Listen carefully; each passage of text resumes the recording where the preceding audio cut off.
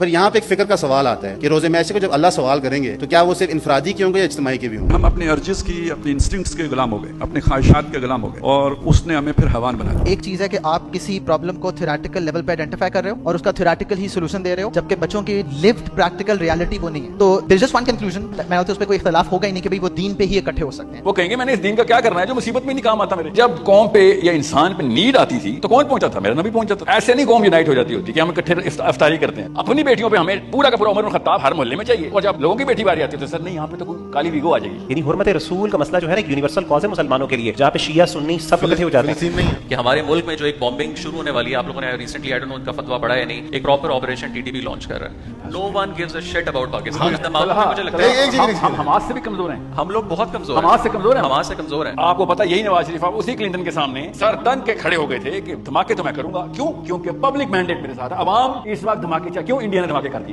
میں تو آپ سے یہ کہتا ہوں، فرض کریں آپ سید آصف منیر ہوں،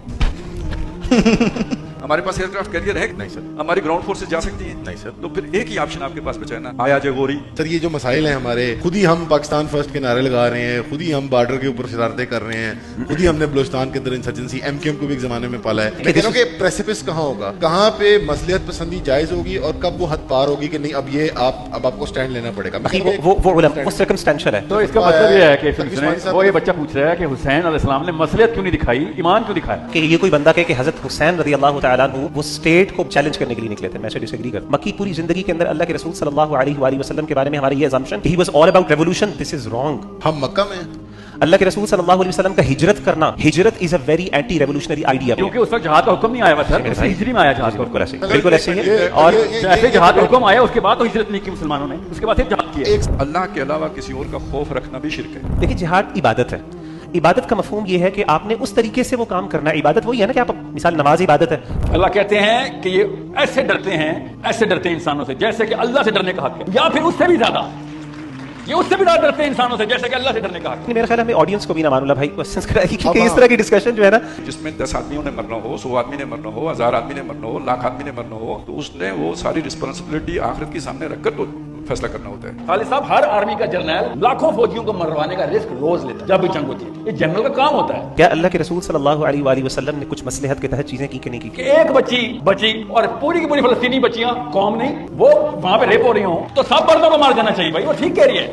اسی لیے میں کہتا ہوں کہ جب سولوشن صرف اسلام ہو اور اسلام کے نام کے اوپر سفید گولیاں دی جا رہی ہوں آپ کو، تو پینڈیمک پھیلے گی۔